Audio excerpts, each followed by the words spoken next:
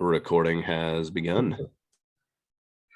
All right, so we got about 5 minutes of small talk to start off. Mm-hmm. How's your guys' week been? A week has been awesome, actually. I've had a very good week. And yourself? I've been playing a lot of Elden Ring this week, and yeah, fuck that game. How is that?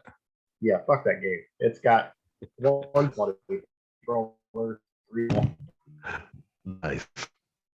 I played this morning. She's a spaz when it comes to games that aren't Pokemon, and it's its own. I can make my own YouTube channel just recording her playing that. That's hilarious. That's awesome. Yeah. What about you, Zach?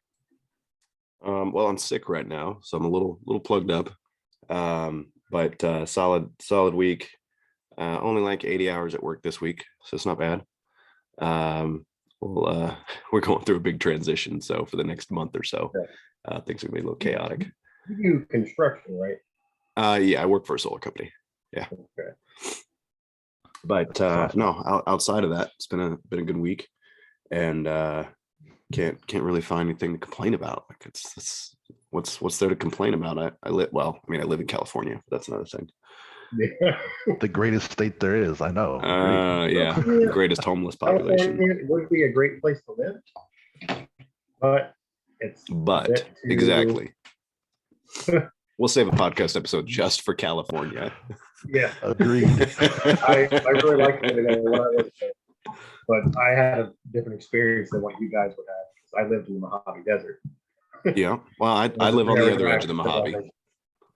I live on the other side of the Mojave from it, so okay. I know that experience. I just happen to be 2 hours from everything. 2 hours from Disneyland. I'm 2 hours from the lake. I'm 2 hours from the mountains. I'm 2 hours from the beach. 2 hours from everything, and not near anything.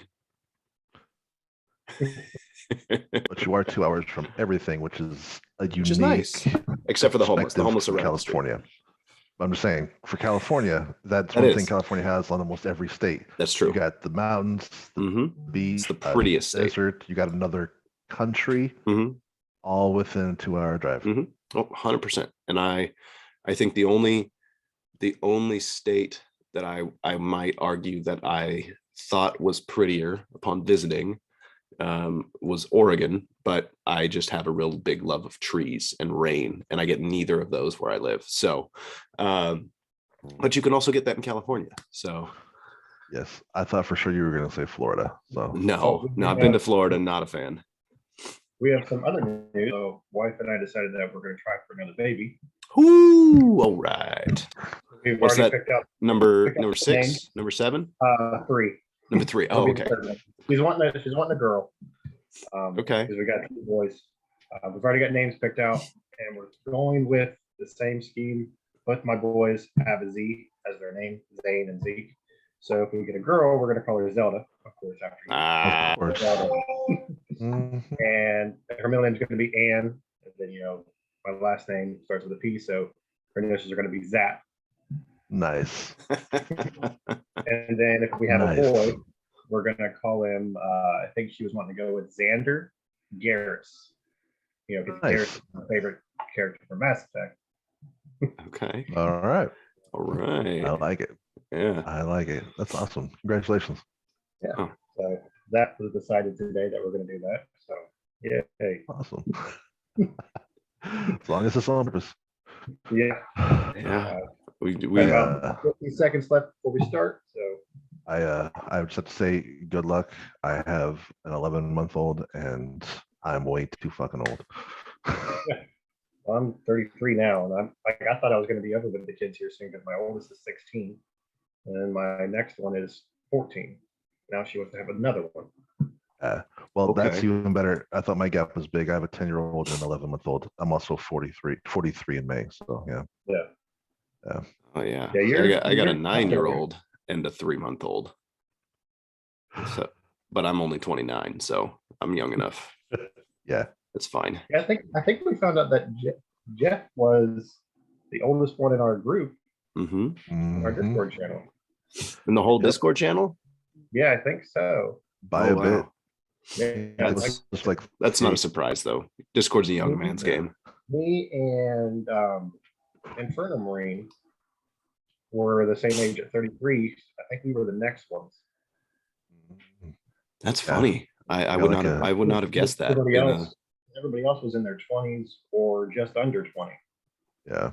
I guess that's fair. Like, not only is Discord a young man's game, 3D printing has been pretty heavily a young man's game. Yes, very. It does not attract the elderly. I mean, we got Efe here. Oh man. I'm sorry. that. It's okay. It's all recorded, so it's not like I can ever go back and say I didn't say that. No, you're good. You're right. We're gonna go ahead and reset this timer and start up now. Don't get salty. Oh man. All right. So today's show, we got Efe, or you want to go by Jeffe or Hefe? Hefe, but you can call me Neil. My name is Neil, so you can call me Neil. I didn't know if we were going to go by our actual names or. If it's the thing, it's Hefe. If you want to call me Neil, either one, I don't care, whichever is more. All right. So we'll cut that out later when you edit it. We'll start again. All right. All right. Welcome to PolitiTalks. Today's show, we're going to have Neil and Zach.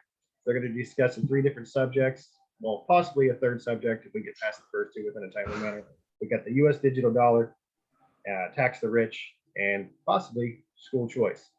This is our first episode, so we're going to let the guys give a short speech and intro to who they are and what their beliefs are, and then we can start up. So, Jeff, Neil, let's go with you first. All right. Since we're starting with the U.S. digital dollar, I'll do my brief intro. Neil, I am 42, about to be 43 this year, so I'm the oldest one by far here. I work for the government.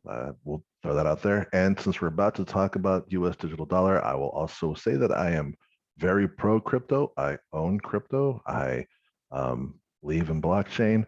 And I think that's the thing between all of us. All right. I'm creating NFTs. So I'm all about MetaMask, OpenSea, Coinbase, crypto.com. Got like 7 different accounts. So yeah, I'm all about crypto. Okay.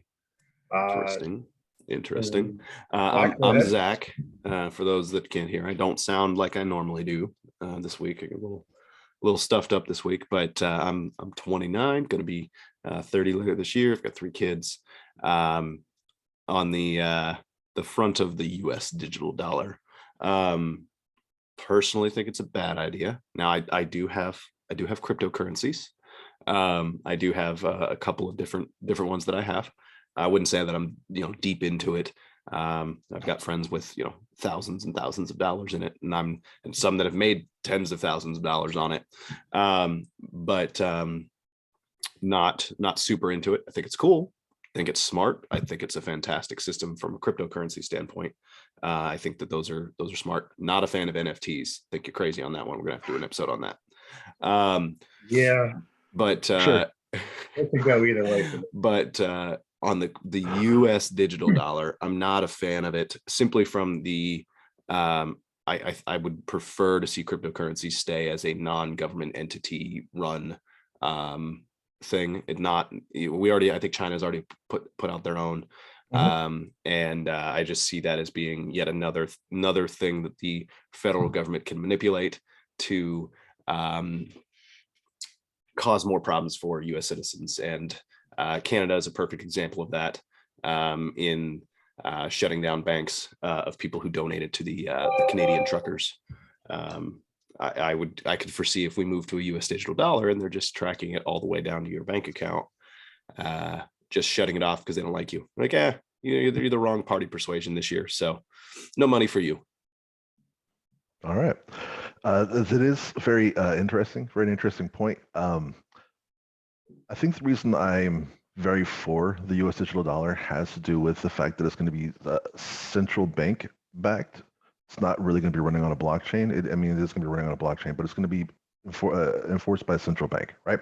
Which no other cryptocurrency currently is. So it is going to be like the Federal Reserve, right? There's going to be some weight and heft to it. The interesting thing, just the more I think about it, the more interested I am in it. There is currently a U.S. digital dollar, but it's not officially the U.S. digital dollar. You can buy U.S. digital coin on Bit. Is it Bitcoin? Not Bitcoin. I have to go to the app. I always forget what the hell it's called. Binance. On Binance, you can buy a U.S. version of a digital dollar. The interesting thing is it's all blockchain backed, and it varies between 99 cents to $1.04. The value never fluctuates between that and nickel, so you're always going to get fairly consistent what you put in.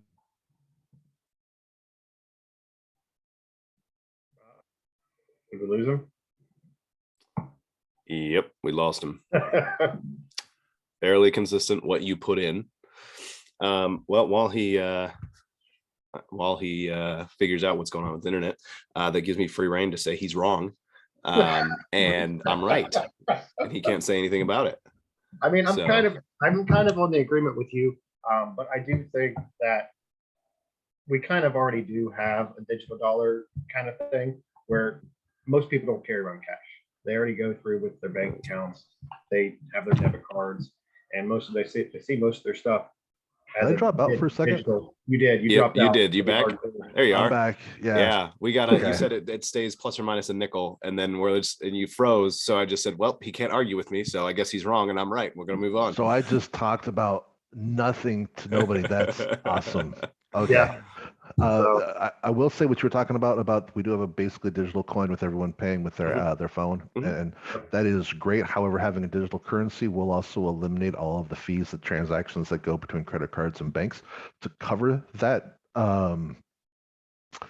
that wireless transaction. Whenever you use, like, I love Apple Pay, but when I use Apple Pay, I am paying for a fee between all of those different areas. Having a digital currency would eliminate that.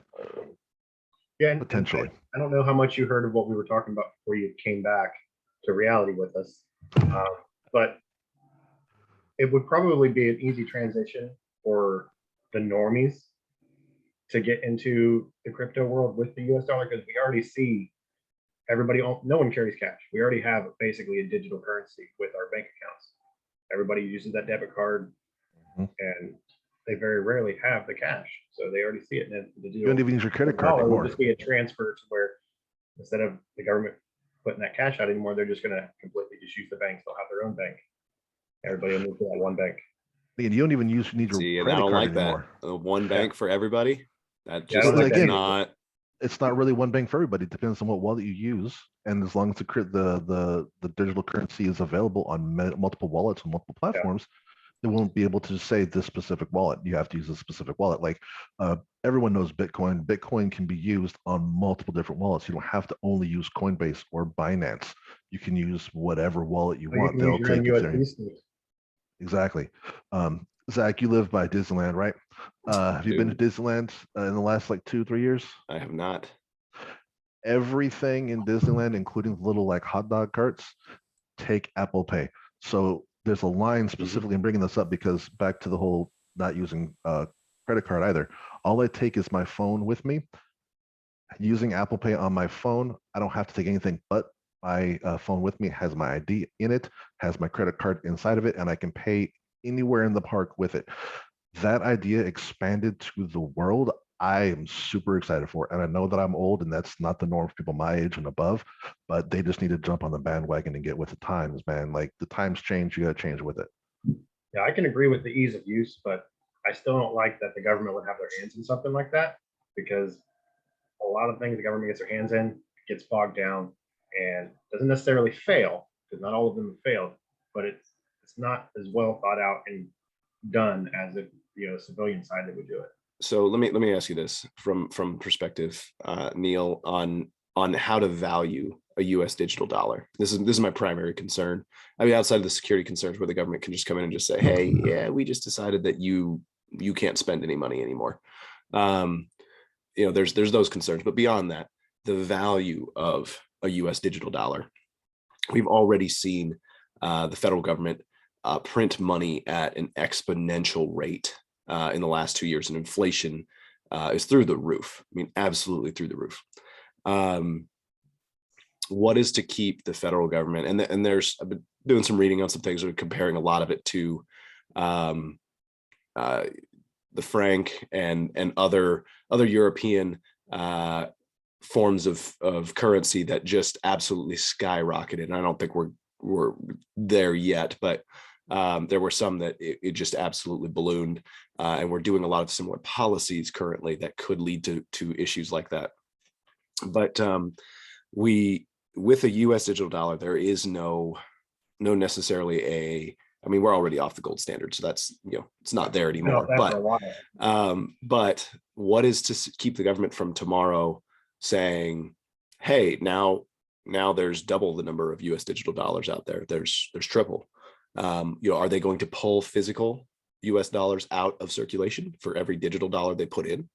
And what keeps it from skyrocketing? What keeps the inflation from being even worse? Right now, they have to physically print it. Okay. But if they can go into a computer and hit times 10, right? Like what's to keep that from happening? So thank you for clarifying. I was a little confused. You're tying it to inflation.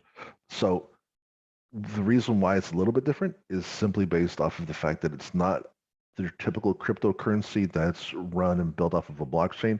Again, this is going to be financed by a central bank. I'm assuming the Federal Reserve, which means that it would be just like regular money. Whatever we have in the Federal Reserve, whatever money we have is what's going to be on the digital dollar.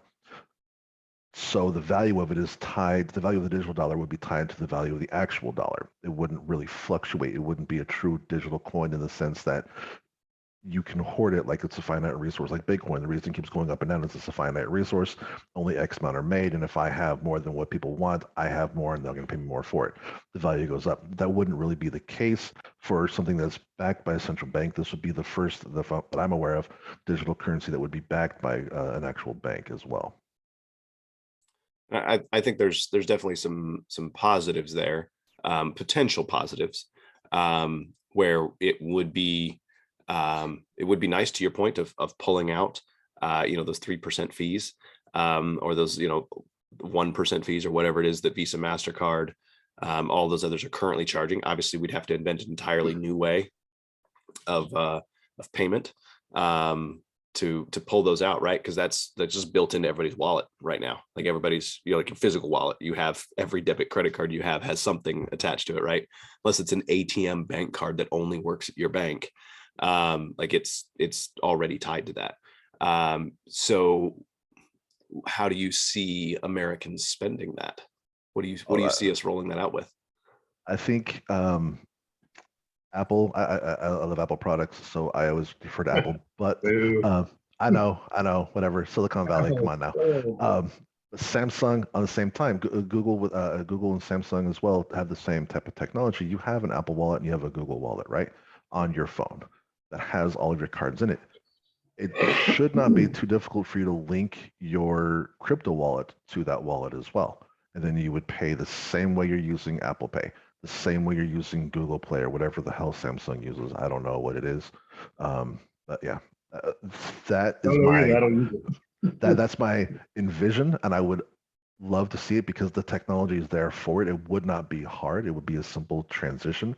And if you can upload and link your credit card or your debit card, you can link your digital wallet. Yeah, still not a fan, but I can appreciate your perspective from that. Like I get that. I think there's too many downsides to it to make it worth it, with the government controlling that. Yeah, that's the one thing I don't like about it. And that's like, it does, if it's Apple's going to come out with their own cryptocurrency, like, okay, cool, have fun with that. They're not a government entity. Like that's fine. If you want to say, hey, on all Apple products going forward, you have to have an Apple wallet with an Apple digital currency, and all of the apps, in-app purchases and app purchases have to go through the Apple wallet, the Apple digital currency. I could totally see Apple doing that if they wanted to. It might cost them a couple $1 million, or even billion, at this point, in lost revenue, getting it set up. It may catch fire, it may not. But when the federal government says, hey, we're going to do this, pretty much anything the federal government says, hey, we're going to do this, that bothers me. So this may just go in with everything else there. But see, the thing that I really like about this is that it would legitimize cryptocurrency as it stands right now. Cryptocurrency, that's fair. is very the stepchild of currency as it stands right now. Having a US digital dollar would legitimize it. It doesn't mean you have to use it though either. It's an option out there.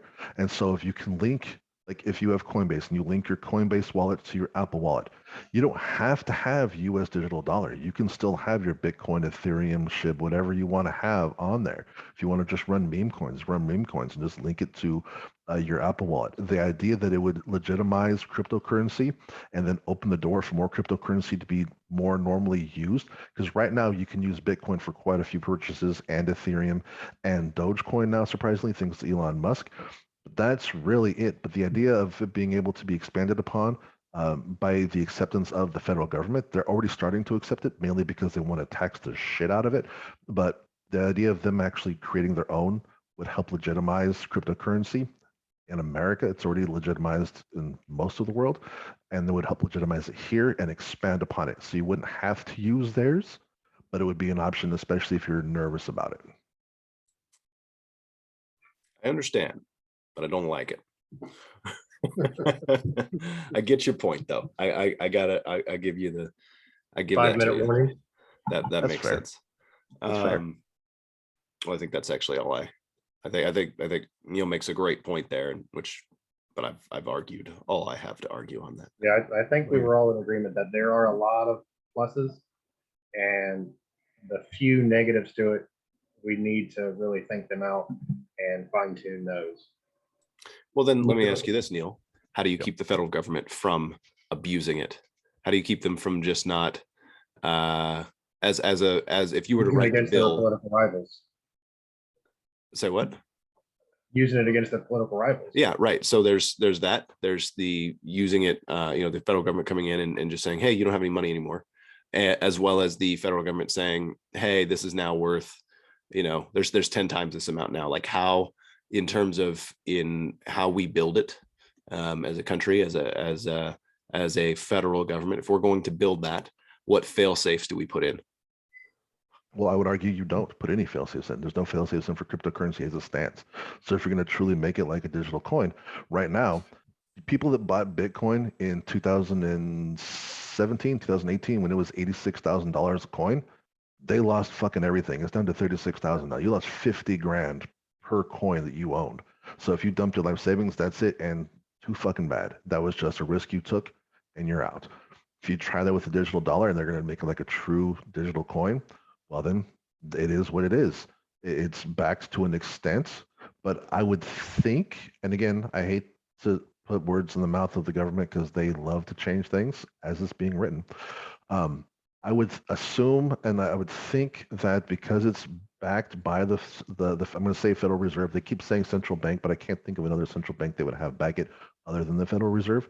If it's going to be backed by the Federal Reserve, if it's going to be based off of the value of a dollar that we have now currently, unless they want to tank the value of the actual dollar, they wouldn't. The free market is going to prevent any type of manipulation to that extent. Now, increasing the value, there's really nothing to do on that. But at the same time, increasing the value of the dollar in general would be seen as a positive for most people, not usually negative. But decreasing the value would decrease the value of the actual dollar as well if it's tied to the Federal Reserve. And that's not good for any politician, regardless of political party or political affiliation. And yet we still have 15% inflation. By the newest metric. That is correct, but the inflation on goods, not inflation on the digital, how much the dollar is valued. Inflation on how much it costs to buy things, but that I would argue is the free market. We want to buy something, but there's a limited value of the value of it, the price of it's going to go up. That's just how the free market works. If I want X and it's cost $5, but there was 10 X's and now there's 3, the value of the price was going to go up because there's a limited supply. Well, you can even compare the US dollar to other currencies internationally, and its value is down. And we do. Yeah. To which currency though? Other currencies is up. I mean, if you want to take that, I can compare it to the ruble, right? but in Russia, they're experiencing a significant amount of inflation, are they not? Most certainly. Yeah. So from in that same respect, we're experiencing inflation because our dollar value is down. It takes more money to buy the same product that you could buy 5 years ago. Correct. But at the same time, the product that you want is at a limited supply. Now, that's for multiple reasons that we don't have time to explore in this podcast. But I mean, you got to look at shipping costs, where things are manufactured, how much of it is here, how it's not getting here, why it's not getting here, why when it gets here it's delayed and been put on the shelves.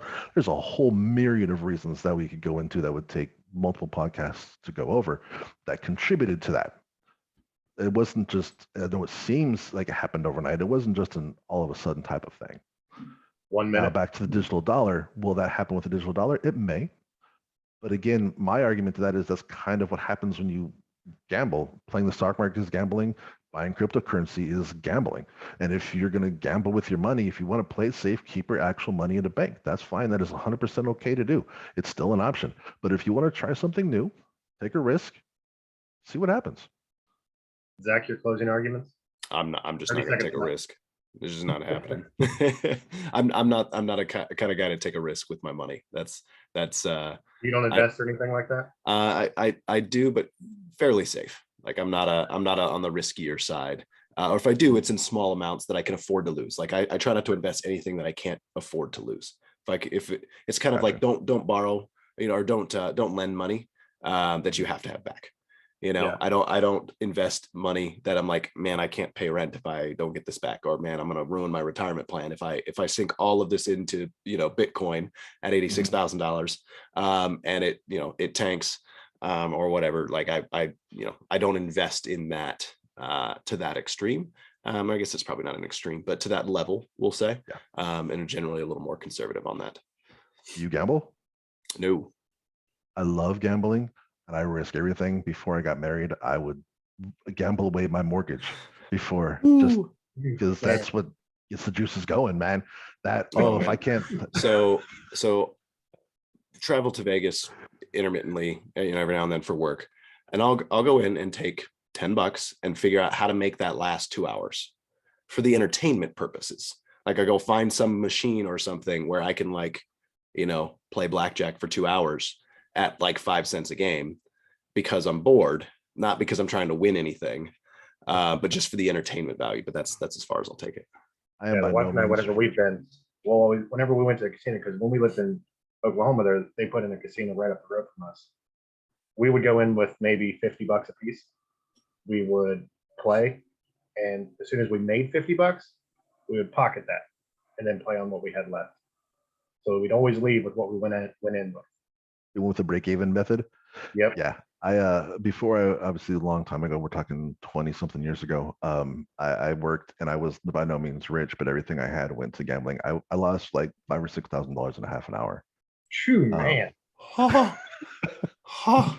Man, $5,000. That's not a lot of money to have. That is a lot of money to lose. Jeez. I was like, yeah, I looked at my buddy, because I went, who doesn't gamble, and I was like, you still got money, right? And he was like, yeah. I was like, cool, because you got to buy gas and food on the way home because I'm out. And he was like, dude, you brought $5,000. I'm like, yeah, I know. And he's like, it's been 30 minutes. I know. I'm done. I'm spent. You shouldn't go to the casino, man. No. Yeah, I like it. And the reason I'm bringing that up is because I think it ties into cryptocurrency. Cryptocurrency is a gamble, right? Anything like NFTs, crypto, it's all a gamble because it's all bullshit. It's 100% bullshit. And if you want to play the game, put the risk out there, go for it. If not, play it safe. And I'm okay with either way you choose. See, this is the guy we're taking advice from on cryptocurrencies. Yeah.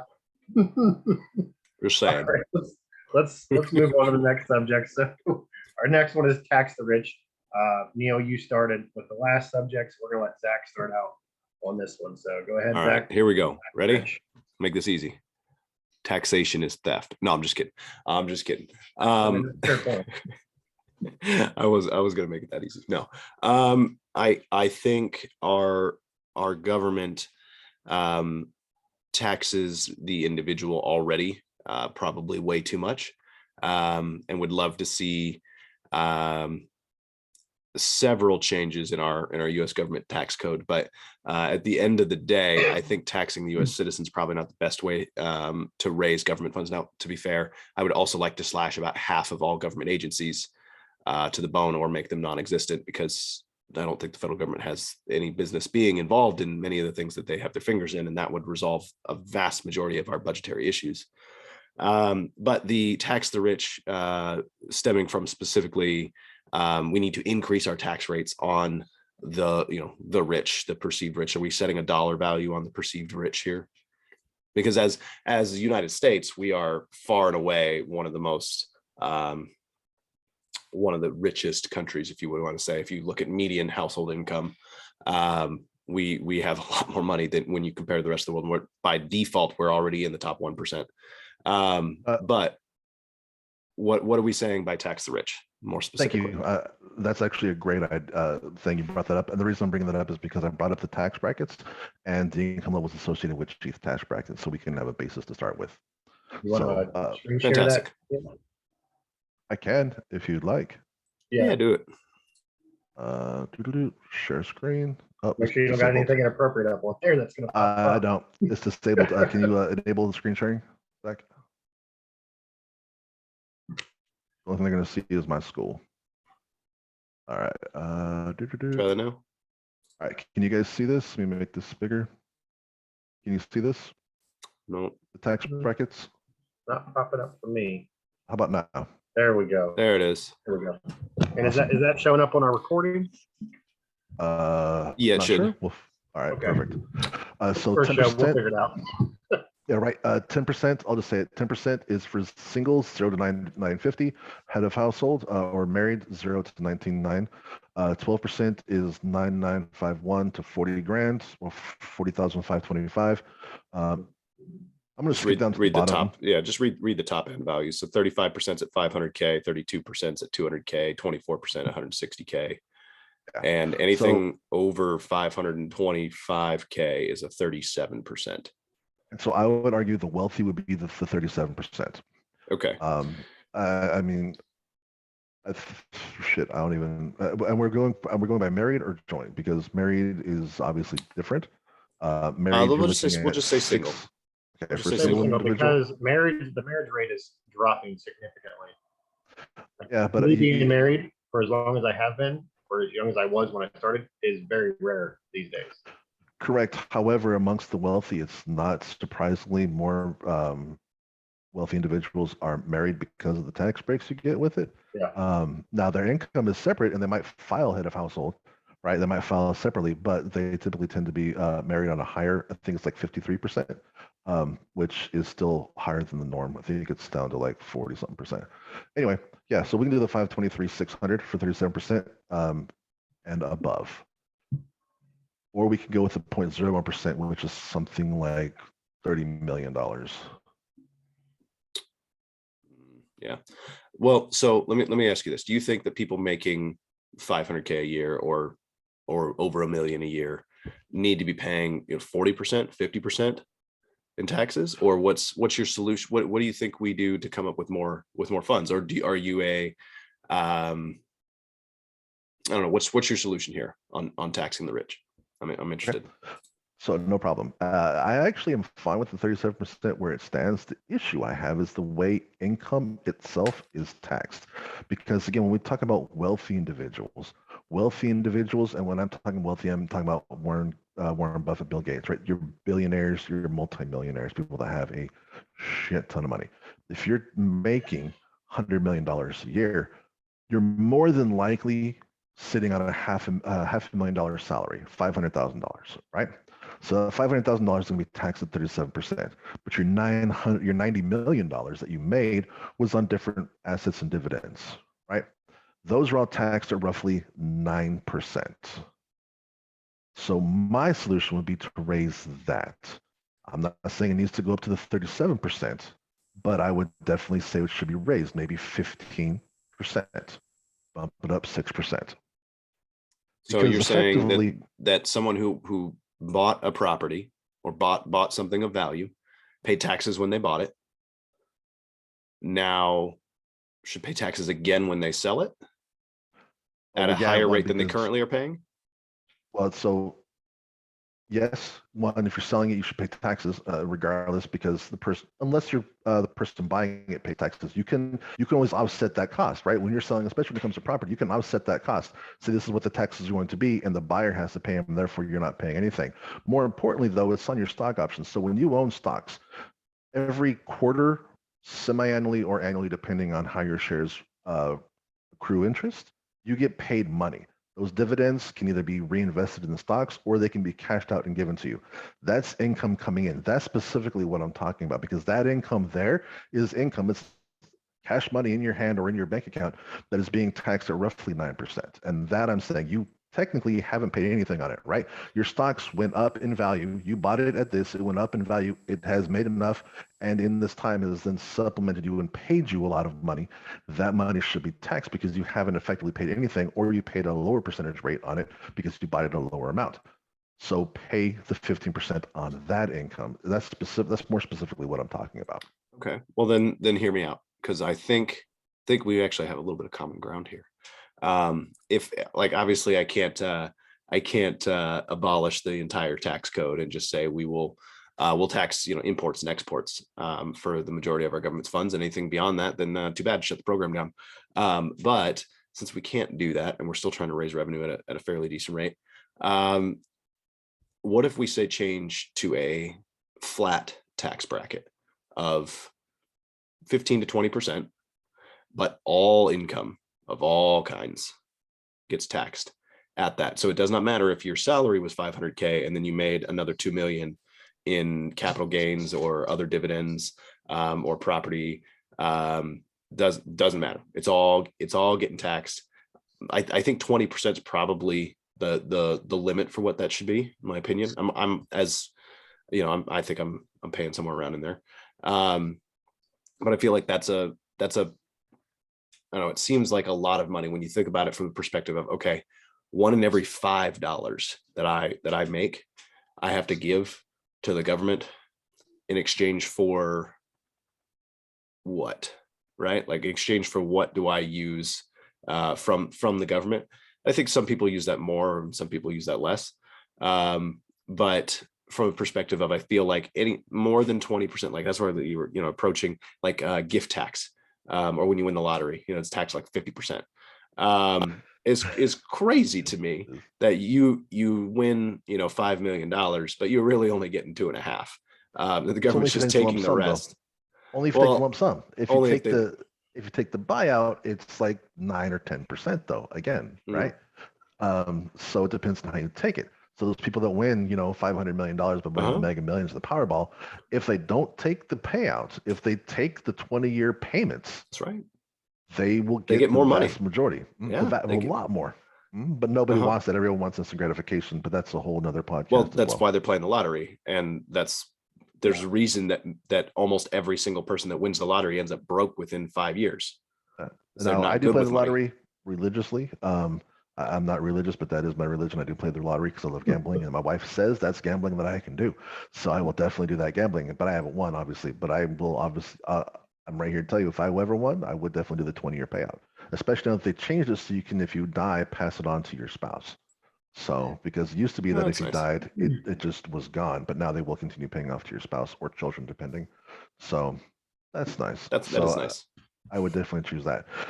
Now, back to your point about the whole 20% flat tax, I do have a question on that before I answer. Go for it. Would you still allow the tax credits and waivers for low income, i.e. the poor people?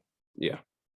I understand that, there's the median income in household income in the United States, and there's a lot of people that live under that level. There's a lot of people that live at or near or below the poverty line in the U.S. There shouldn't be a poverty line. We should at least pay at a minimum of at poverty for all of our jobs, but that's another talk for a different day. I'm sorry, repeat that. I couldn't hear you. I agree. Oh, sorry. There shouldn't be under poverty.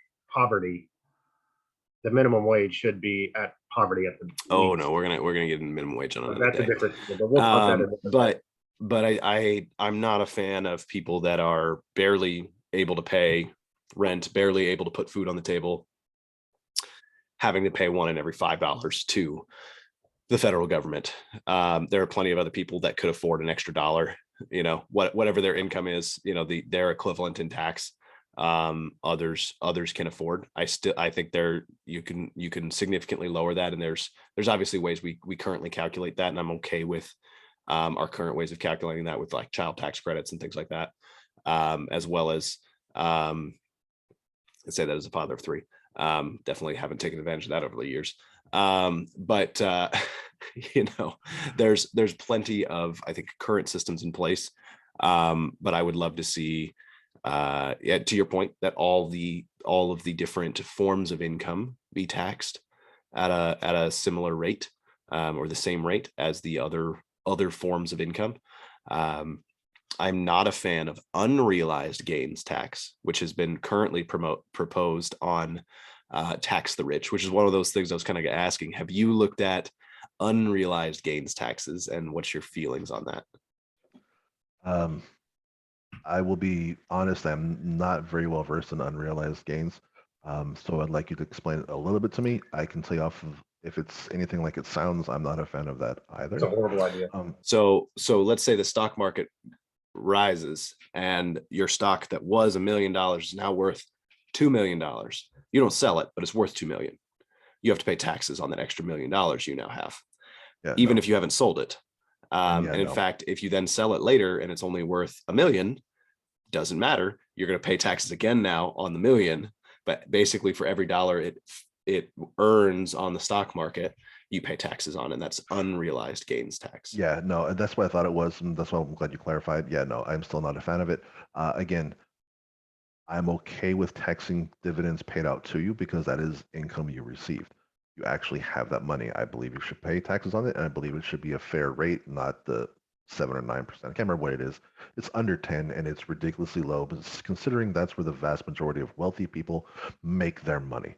And if we're going to talk about having them pay their fair share, I think that's what we need to look at is where they make most of their money. And most of their money comes from capital gains and dividends and tax that. And I'm actually okay with what you're talking about with the flat tax, given that we still have the credits and the waivers for the low income, primarily because 20% for someone making $50,000 is a shit ton of money. 20% for someone making, I'm going to use Elon Musk, right? He made like $2 billion. Yeah, he's going to be paying more effectively, but it isn't going to affect him at all. His lifestyle will not change by paying 20% of that. Someone been making 50 grand, they're not going to pay rent for 2 months because they had to pay 20% in taxes. So, well, let me ask you this: in what about businesses? What about business businesses, tax rates? so, okay. This is an argument that I've been hearing going around, of that businesses are making, their CEOs are making more money than ever. So the businesses have more money to spend, in theory, on taxes, and are a lot of the way the current tax code is written. There's a lot of things they write off, and don't end up paying a lot of taxes that they potentially should. What's your views on that? Okay, because you mentioned businesses out there talking about like small businesses, because I do know a lot of ways people will try and get around, and they're rich, but they're not really wealthy. Because I think there's a difference. They'll make themselves an employee, Into a corporation, pay themselves, and then they're, right? yeah. So, but you're talking about like actual corporations, right? I'm talking Walmart, Amazon. Okay, great. And they're because Walmart's effective tax rate was 0%. They pay a shit ton of money to lawyers to figure out how they pay 0%.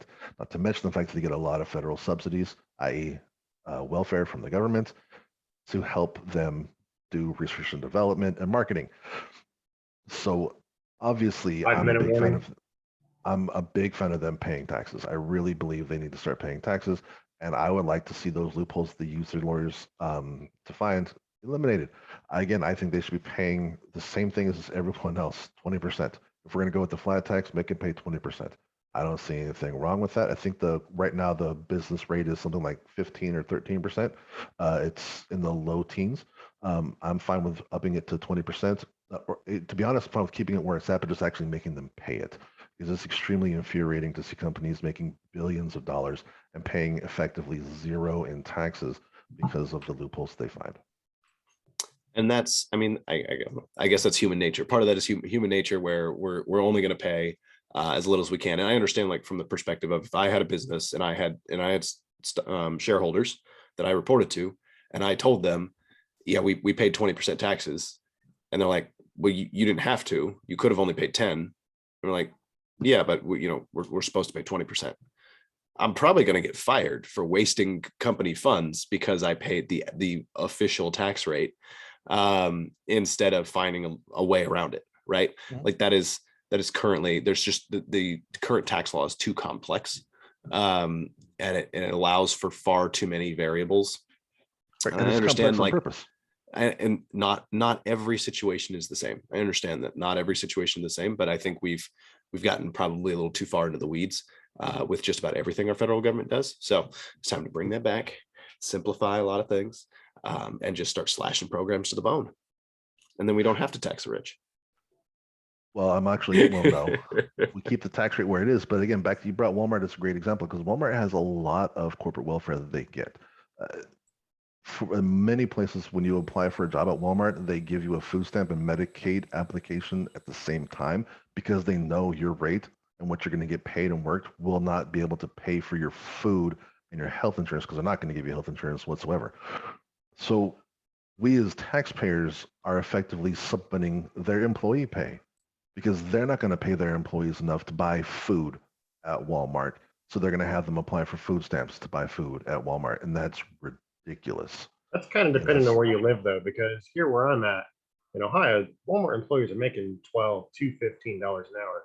And that's about what I was making 5 years ago. And the wife and I were living pretty comfortably. We weren't living the high life like we are now, but we could So pretty that comfortable. brings up a question on minimum wage though.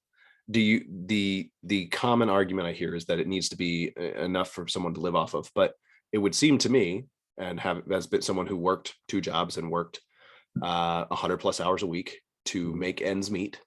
They were both basically minimum wage jobs. I worked at Best Buy and I worked as an EMT. I was making $10 an hour at one job and $10.25 at the other. Did that for a couple of years and it was miserable, but I did it so my wife could stay home with Not the a lot of kids. money in California. And that's not a lot of money in California, but we had an apartment. We always paid our food. You know, we always paid rent on time. We were able to buy food. We bought a car.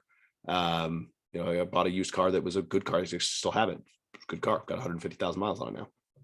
But it was used. You know, it's nothing special. We had a 2-bedroom apartment. All of that made ends meet, but it was because I held two jobs. It's or the equivalent of two people working full time could make ends meet on a minimum wage job. I don't think that one person by themselves without a roommate, we'll say, to pay rent is going to be able to live off of minimum wage, but I think two people can. And I'm okay with that being the standard there of, yeah, you're not going to be able to do it if you're by yourself, but if you're sharing a place.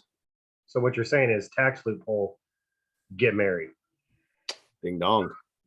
Whether it's to the opposite sex or the same sex. You do actually pay lower taxes when you're married. Say what? You do pay lower taxes when you're married. Your tax rate does go down. Your tax rate goes down. And again, I do think the problem with the whole minimum wage thing boils down to where you live. I am frustrated with the whole federal minimum wage and a state minimum wage. We should just eliminate the whole idea of a federal minimum wage and go by state because cost of living is dramatically different. And depending on the state you go to, you talked about living off of and making $10 to $12 an hour and living fine in Ohio, and I'm sure you can. That's not even minimum wage in California. Minimum wage is now $15 an hour, and you cannot find an apartment, at least in the city I live in. You cannot find an apartment. Well, for you under live in the 1,800. Bay Area. I do not live in. I know I live Bay Area. Well, Bay Area adjacent, even Central then. Valley. Fun fact about the reason I'm saying this is fun fact. Remember when they were talking about breaking up California into 6 states? Uh-huh. The right now currently the poorest state in the United States is Mississippi. If they broken up the Central Valley where I live, we would be the poorest state by a margin if they broke us up into our own state. It is a very poor area, and the cheapest rent you can find for a place that has sirens on a nightly basis along with gunshots is $1,800 a month. That's insane. Before I moved to where I'm at now, I was paying $1,500 for a 2-story house with an attached 2-car garage in a nice neighborhood. So I live in not a great neighborhood, not terrible either. There's definitely worse neighborhoods in the area that I live in by a long shot. But my mortgage is under $1,500 a month for my 3-bedroom house. And mortgages are different than rent. Where we rented beforehand, it was $1,200 a month for a 2-bedroom apartment. But that was like one of the cheapest in town. Like that was about as cheap as you could get. Mortgage rates are different than rent, though, and most people can't qualify for a mortgage, unfortunately, given current climate. Which is kind of messed up because you can't afford, according to the government and the banks and everything, you can't afford $800 mortgage, so you're forced to pay a $1,500 rent. Correct. And I would argue that boils down to primarily credit scores. But beyond that, like I got into our loan in a FHA loan with 0 down. So it's not that people don't have the money; it's that they have not been good with their money in the past and haven't paid their bills on time. So they're not going to be trusted with 30 years of paying their bills on time because they're too high risk, and that's what it boils down to. The credit score. I agree, 100%. It's primarily the credit score, and they're too high of a risk. But anyways, that's a whole other rabbit trail. Overtime on that one. That's a whole other rabbit trail. But in terms of talking about where people live and nice neighborhoods, do we want to break into school choice? I think we have enough time. Do we? We're only about. We started about what, 6:10 for me, 6:15. We still got another 15 fun minutes. We can do a school choice. Okay. And if we need to, we can just cut it out when you edit. So perfect, in a perfect world, in an absolutely perfect world, which we obviously don't live in, but in a perfect world, I would abolish entirely the federal government being involved with schools in any way, shape, or form. Allow it to be done at the local or state level, preferably local. Obviously, we don't live in that world, though. I would love to have parents more involved. We're not in school, Neil. You don't have to raise your hand. You can interrupt me at any time. So, because you said at a local or state level, so are you saying that the funding would be from local or state government as opposed to federal government? Yes. That's it? Only through that? Yep. So, no help whatsoever from the federal government? Yep. I don't know about again, I'm a fan of small government, so I would rather spend those taxes elsewhere on something we can actually use them on, or lower our tax rate on the federal level and increase them on the state level, and let the state, the state that actually, let the problem with the federal government being responsible for as many things they're responsible for. The phrase, the quote that I heard the other day that I think sums it up is, at home, like, in my household, I'm a communist. Like what is mine is yours. With my friends, I'm a socialist. Like I'm willing to share with everybody. At the local government level, city level, I am a Democrat. I'm willing to share more frequently in social programs and things like that. On the state level, I'm Republican, and on the federal level, I'm Libertarian. But the larger the government gets, the less power and the smaller I think it should be in terms of how many people it oversees and whatnot and controls. So I would much rather see the local, state, or city be in charge of the school systems than the federal government and the federal government setting those standards. The counter argument I've heard to that is, well, not every state's created equally, and they don't all have the funds, to do that. And I would say, okay, we'll just move where you want, or move where the best school system is. Like, oh, you can't do that. And I was like, and my counter argument to that is, I have homeless people that live up the street from me. Well, I say up the street from me, but here in Southern California, there are homeless people from every state. They found a way to move here. If you really want to move somewhere, you can move somewhere. There's really no reason for people to live somewhere they don't want to. And if they're saying, well, I can't move there, you can't move there if you really want to. But anyways, we obviously don't live in a perfect world where I could abolish that. So my preference would be to allow parents to choose which school they want to send their kids to. I think we could set it up in a system similar to TurboTax, or filing your taxes online, where every year you select which school you want your kid to go to. You put your paperwork in online, or by mail, and set your kids up for the next year. I think we could set it up in a very similar way, where there's lots of information available to you on the internet, and it is not at all difficult to make a solid choice for your children. So, and would it be first come, first serve? I think it would be, well, that's a good question. Not necessarily first come, first serve, but from the perspective of, I would rather see there is no, hey, I paid X amount of dollars, so that's what it is. We put all of our names into a hat, and this is your preferred one, and then after that, it's completely random. So you put in your top 10, and then that's where it goes. And then the schools that are picked the most either are expanding or choosing, preferably expanding. But I would also like to see other things like where we have independent teachers that are able to put themselves into that system, where I could say, hey, I'll be a teacher and I'll get those $10,000 a year in whatever funds get spent for that. And I will teach your student.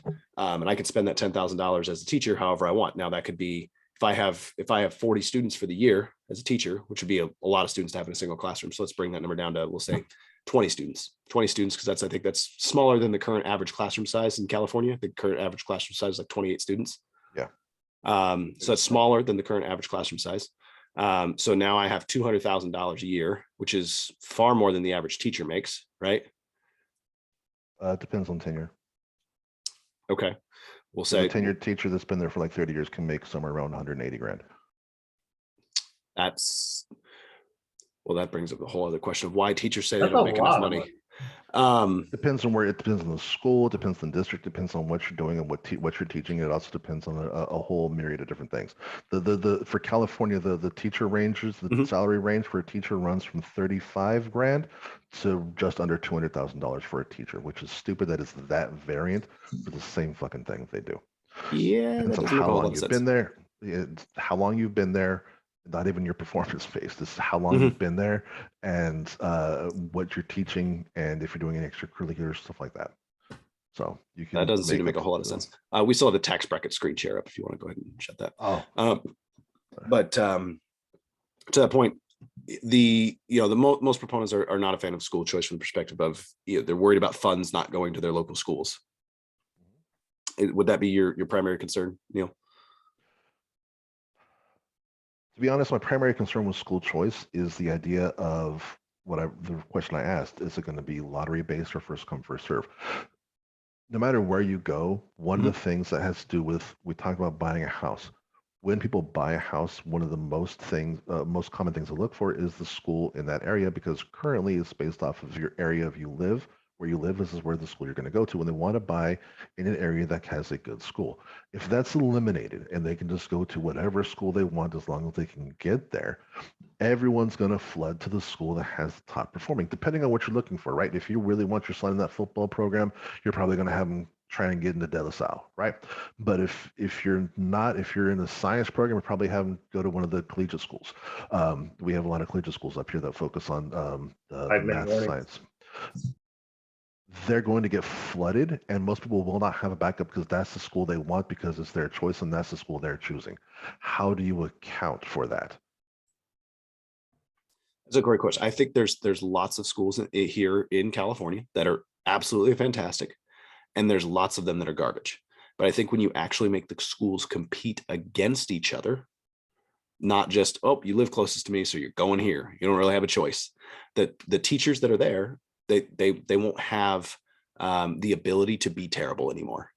And I genuinely believe that there are plenty of teachers in these schools that are just terrible and they don't care. They have their tenure and they don't care. And for every one of those, there's probably 3 that actually care and they really do work hard. But those other teachers are negatively impacting their school, are negatively impacting the students, are negatively impacting the outcomes in those areas. And we're graduating students that can't read. It's truly sad, and we're allowing that. We're okay with paying someone $180,000 a year to teach and allow students to graduate that can't read, which is just absolutely mind-blowing. And I say this from the perspective of California has, I think we're ranked 49 out of 50 states, but we pay more money than any other state does on our school system. We need to change something.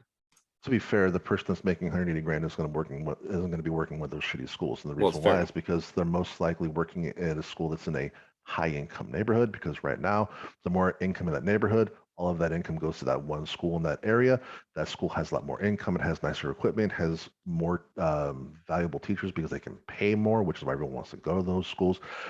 And so if you spread out that income to the lower performing schools to help get them equipment so that the kids can actually have books, instead of having a book that's been torn up and written all over and crayon through, so they can actually read and keep up with the teacher. That would help. The concept that we have currently, I don't agree with, because we sanction and negatively impact schools for underperforming, when the primary reason they're underperforming is because they do not have the funds or resources to pay for quality teachers.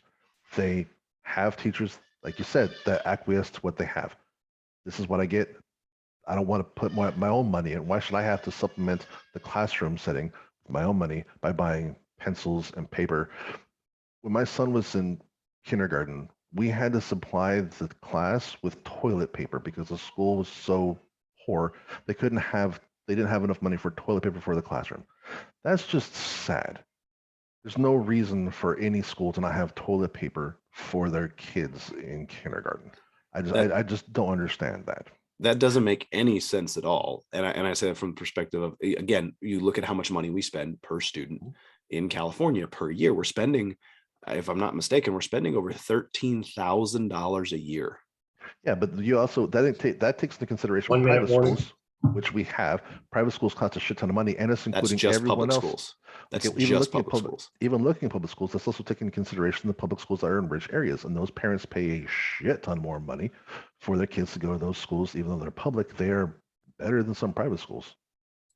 Which is fair. What about, we're running out of time here. So I say this from perspective, we homeschool and through a charter school. And the charter school system, granted, to be fair, it basically gets a teacher for free from that perspective, and that my wife is doing pretty much all the work there. But they give us, I think it's $1,400 a year in school funds to purchase things like curriculum and other school supplies like pencils, stuff like that, or pay for field trips, things like that. We're spending. You're telling me that there's another 11 grand a year that goes into every student on average in the US that would not cover all of the, I think the problem is the program is too big. We can't pay for toilet paper, but we can pay for school administrators that we have. There's so many levels there. And this is where, again, having it all the way to the federal government is a problem. If you bring it down to a state level or smaller local, you don't have 18 different administrators that are making $500K a year. That's where the issue comes when you're paying administrators, not just the principal, but the administrators, an exorbitant amount of money. I'm not saying running a school or a school district is easy. I'm sure it's difficult, but you sure shouldn't be getting so much money that your schools can't afford normal supplies, paper towels, toilet paper, pencils, and paper for the students. This comes back to, sorry, say that. The kids should come first. 100%. And this is where I look at the federal government. And I think in the same way, school administrators should be seen as the same thing. Once you're past a teacher, you are a government employee. That should be a life of public service, not a life of profit. I don't like Congress giving themselves a profit, like a 21% raise. That should not be a lifetime position. That should be something you do for a few years to help out your community. Inflation is actually 21%. I actually agree with that. Congress aside, if you work for the federal government, my dad worked for the federal government for like 30 something years. My father-in-law worked for the federal government as well. One interesting thing about the federal government is you cannot make more than the president if you work for the federal government. So there's no way anyone would make, because the president's salary is like $300 and something thousand. So there's no way they make more than that. Hold on one second.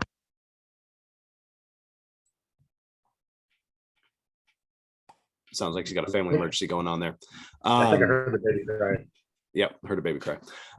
So to that point though, within the federal government service should be if people joke about the forestry service positions, if you're going to be a national park ranger, the pay, I don't know if you've looked at the pay for that. It's like 20 hours a week and it's considered full-time on the federal minimum wage. So it's like $7 an hour. And so you're making like 20K a year. It's nothing. Which, depending on where you're living at, that's plenty of money.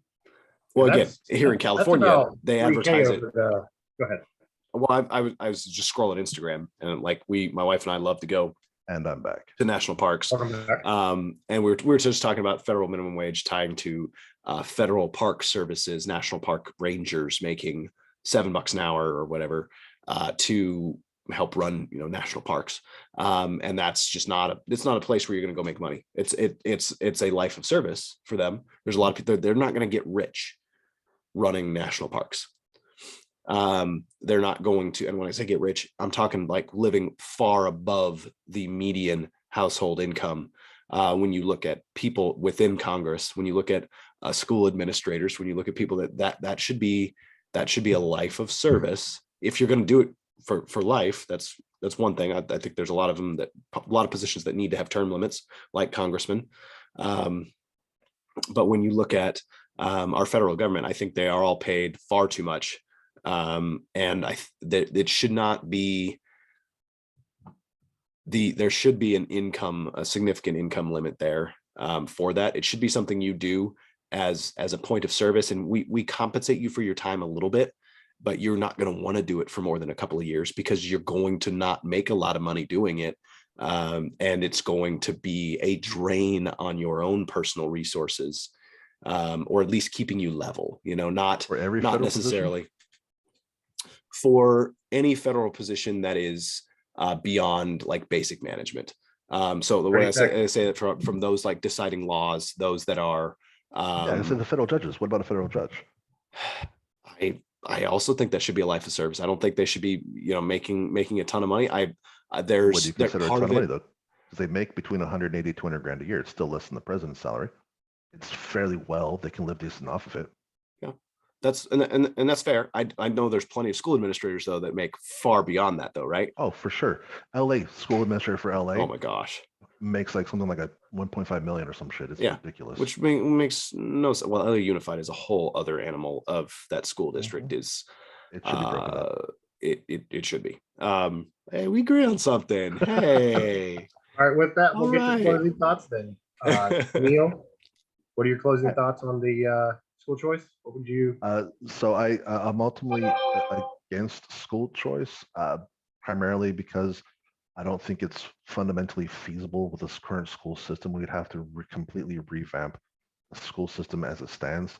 I'm more for a socialist aspect of school, which means the money that goes to the state for schools should get funneled equally. All schools should get the same amount of money for funding. And I'm all for cutting administrative costs, but it should go to the school and to the students, and they should all be getting that amount of money equally. So they can then, you wouldn't have to compete to get quality teachers because the teacher could actually work where they live and not need to travel far to make more money to go to a quality school, because all schools could ultimately afford to actively recruit at the same level. And well, so actually I have one question on that. Sorry, on that closing comment there. If not all areas have an equal cost of living, but we're going to pay all teachers the same, how can all teachers afford to live in the areas that are higher cost of living if they're all getting paid the same? Well, to your point, they would just have to move to where they want to go, right? They would just have to figure it out. I mean, that was what your point said, right? If you really want to, then you just do it. Right. So, and it is a life of service. It's something you like to do. So it is what it is. Fair enough. I'm just saying because those two things weren't More than likely what would happen is they would be supplemented by the school, because that currently happens as it stands. Like when a school really wants a specific coach, they buy them a home. Right? They didn't pay them anything. It's not on the salary. They're not paying taxes on that shit. The school bought it, but they got a home. They ain't paying shit for rent. So if they really want that teacher, they're going to get that teacher. Fair enough. And those additional revenue streams also bother me to a certain extent, but I also don't think there's, I don't know, the federal government and well, even our state government is involved in a lot of things I don't think they should be. And I think that's the sum of this entire episode for me, is the federal government is involved in a bunch of things they're not supposed to be. And I would much rather see it handled at a more local or state level, preferably local, so that people who actually live there get to decide what their kids get taught, who their teachers are going to be, how those systems are going to run. Because at the end of the day, those are the people that are affected by it. So I want them making those decisions, not someone who has decided that for life they're going to run the federal school systems from Congress. So CRT in schools, I got it. Perfect.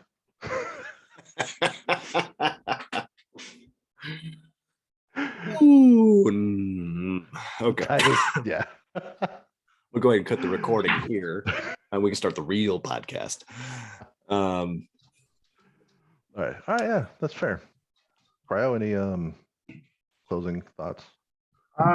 Not really. I mean, I agreed with the majority of what Zach said tonight, but we already knew that. But you also did make a lot of points that I agree with. I'm leaning more center right, so a lot of my stuff will agree with Zach, but not being as far into the conservative side that he is. I can see the merits of some of what you said. Nice. Awesome. It's been a good show tonight. Yeah, no, it's been a lot of fun. Have we decided on what our next show is going to be over? No, but we have a few topics. Yeah, we have that spreadsheet. We have a lot to look at. I'm pulling that up now. Find it here. If you're a listener, because we might actually have a couple of those out there, Right. And there's something you want to hear us talk about, Let us I know have in the no idea how comments. you're supposed to contact us.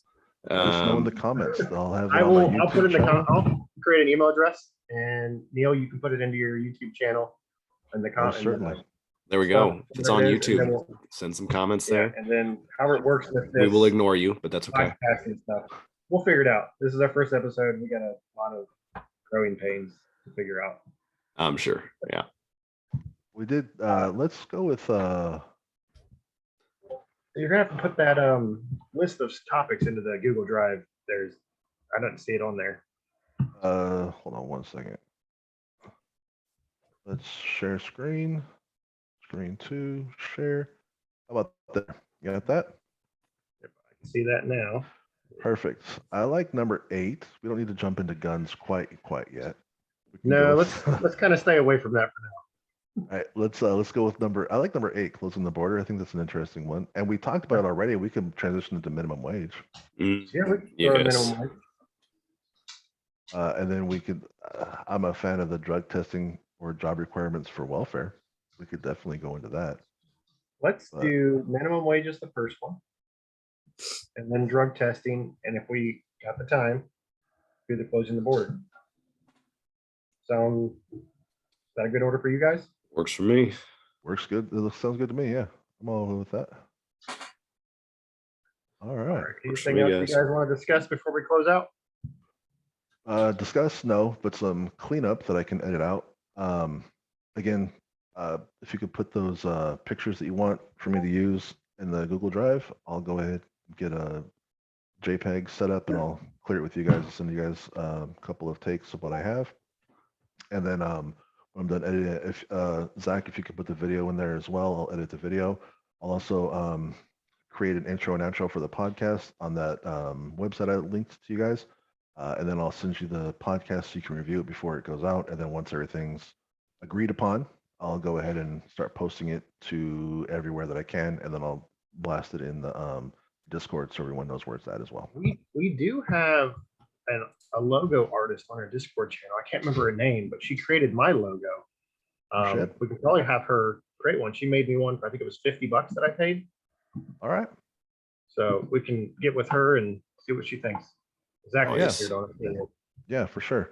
Yeah, definitely. We'll go ahead and do that. And then, like I said, I can use that, upload it, and then I'll go and find some stock music. So we're not using any copyrighted music for an intro and outro. And then if you guys want, we can figure out if you want to have like a intro, a login intro before the podcast starts.